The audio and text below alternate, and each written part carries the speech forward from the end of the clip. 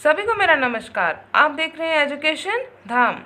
हमारी 4th poem चल रही थी ode to the west wind. ये पीबी शैली द्वारा कंपोज की गई है। इससे पिछली वाली क्लास में हम introduction to the poet complete कर चुके हैं। अगर आपने वो क्लास नहीं देखी है तो आप उस क्लास को ज़रूर देख लीजिए। उस क्लास का लिंक आपको डिस्क्रिप्शन बॉक्स में मिल जाएगा। आज की इस क्लास में हम इंट्रोडक्शन टू द पोएम करेंगे, पोएम के बारे में कुछ जानेंगे। तो चलिए स्टार्ट करते हैं आज की क्लास। फर्स्ट पॉइंट देखिए, ode to the west wind is an ode. अब ये जो पोएम है ओ टू द वेस्ट विंड, ये एक ओड है। क्या है ये? एक ओड। अब ओड होती क्या है देखिए, a poem that is written for a special occasion और that speaks to a particular person और थिंग। अब एक ऐसी पोएम जो किसी स्पेशल ओकेजन के लिए लिखी गई हो और that speaks to a particular person और थिंग, या फिर किसी पर्टिकुलर पर्सन या चीज़ उसको क्या की गई हो, संबोधित की गई हो। हम किसी पर्सन या किसी भी चीज़ को क्या करते हैं, संबोधित करते हैं। इसे क्या बोलेंगे? ओड। अब नेक्स्ट पॉइंट देखिए, this poem was written by Percy Shelley in 1819 near Florence, Italy.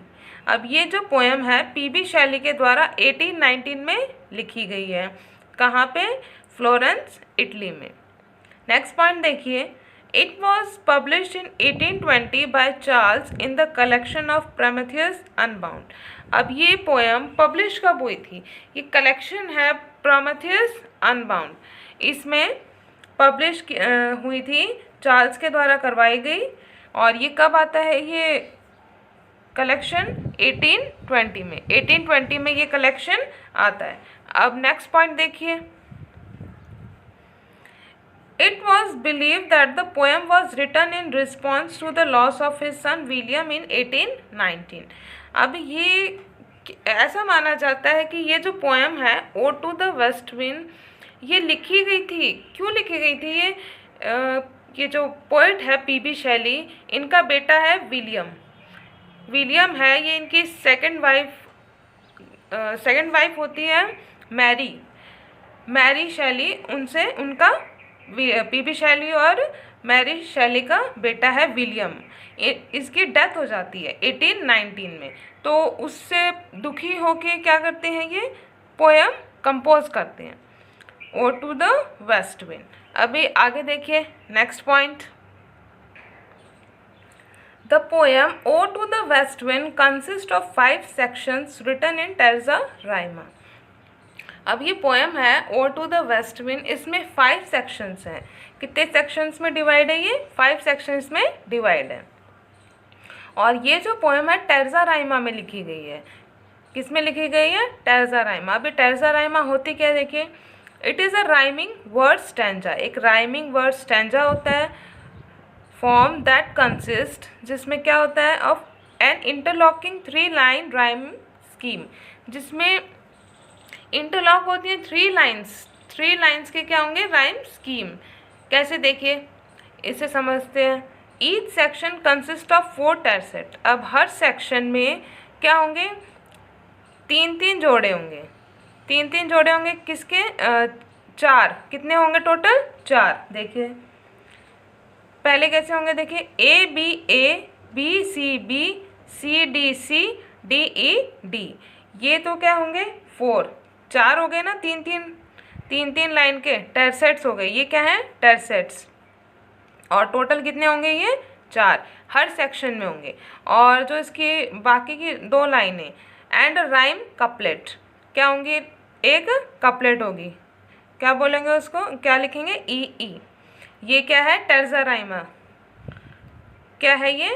Terza Raima में लिखी गई है। A B C D E। अब इसको, ये इसकी राइम स्कीम हो गई। अभी नेक्स्ट देखिए,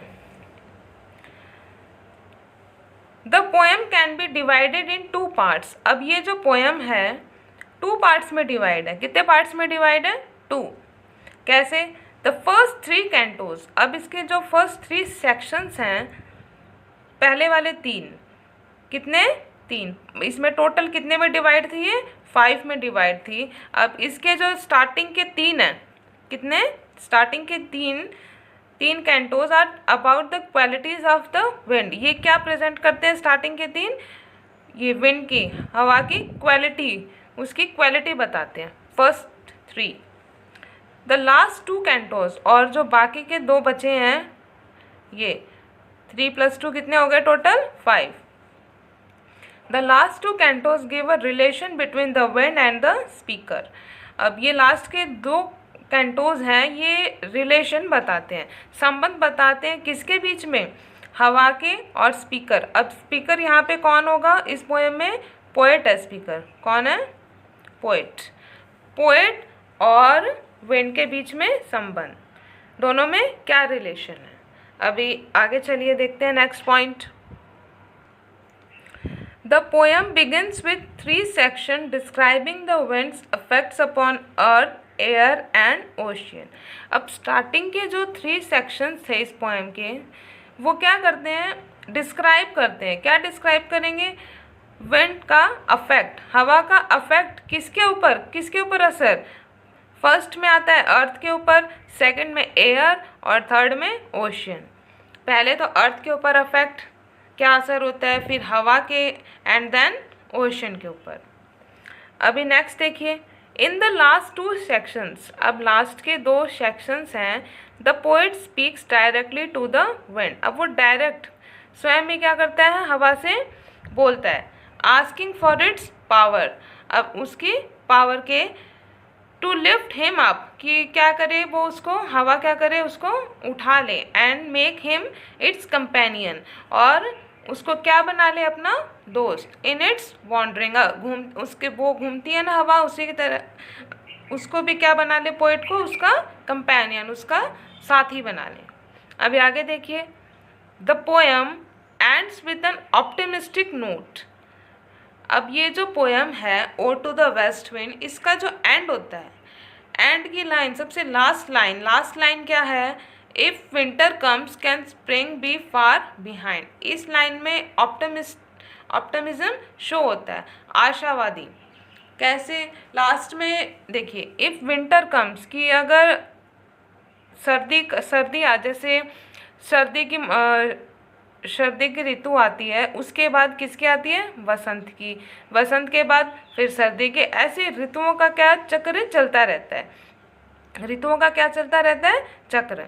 अब उसी प्रकार इंसानों की ज़िंदगी में कोई दुख का मौसम आया है, दुख की घड़ी आई है, तो क्या हमेशा दुख ही चलता रहेगा? नहीं, दुख आ गया है तो कुछ टाइम बाद क्या आएगा? सुख भी आएगा। अब विंटर है तो क्या स्प्रिंग, वसंत ऋतु दूर है? नहीं, जल्दी ही आ जाएगी।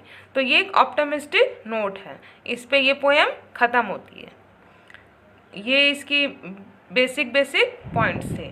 अभी देखिए इसकी ये पोएम का नेक्स्ट फर्स्ट स्टैंजा, इससे इसकी राइम स्कीम देखते हैं। देखिए, ये पोएम 4 टेसेट और एक राइमिंग कपलेट में लिखी गई है। क्या तो थे इसमें? 4 तो क्या थे इसके? टेसेट्स, और एक क्या होगी? Rhyming couplet. ये हैं।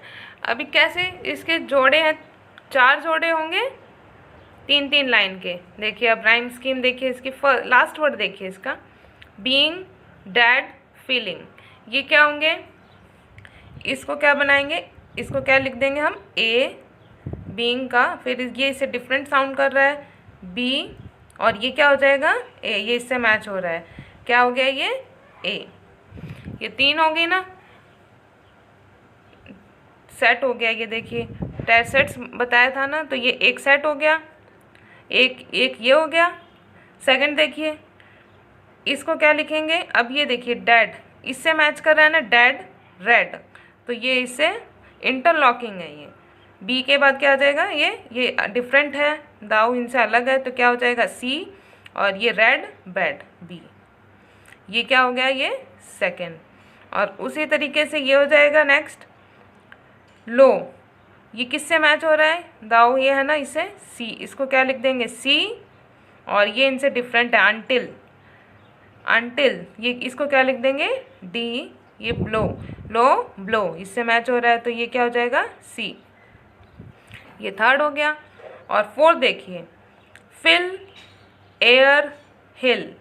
अब ये अनटिल, फिल, डी में ये डी लिखा था, इससे मैच हो रहा है ना अनटिल, ये तो ये क्या हो जाएगा, डी, और ये डिफरेंट है, ये क्या हो जाएगा, ई, और ये वाला फिल, हिल, ये भी डी।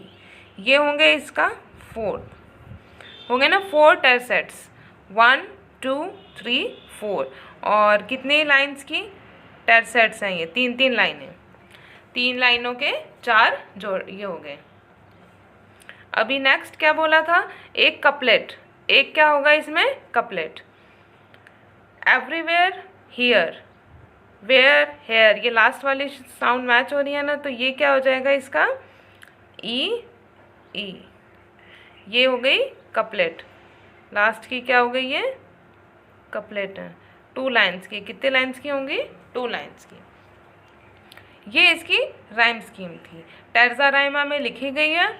ये है टर्जा राइमा, 4 ये हो गए इसके, और 3 लाइन के, और लास्ट में क्या होगी, एक कपलेट, 2 लाइनें। ये पोएम हो गई, हमारी बेसिक नॉलेज है पोएम की। O to the west wind compose की गई है पीबी शैली द्वारा। आज की क्लास में बस इतना ही। इससे नेक्स्ट क्लास में इस पोएम को हम डिटेल से स्टडी करेंगे, इसकी एक्सप्लेनेशन लाइन टू लाइन करेंगे। तो आज की ये क्लास आपको कैसे लगी कमेंट करके ज़रूर बताएं। चैनल को सब्सक्राइब करें, ये क्लास अच्छी लगे तो इसे लाइक करें, शेयर करें। चलिए मिलते हैं नेक्स्ट क्लास में, तब तक के लिए गुड डे।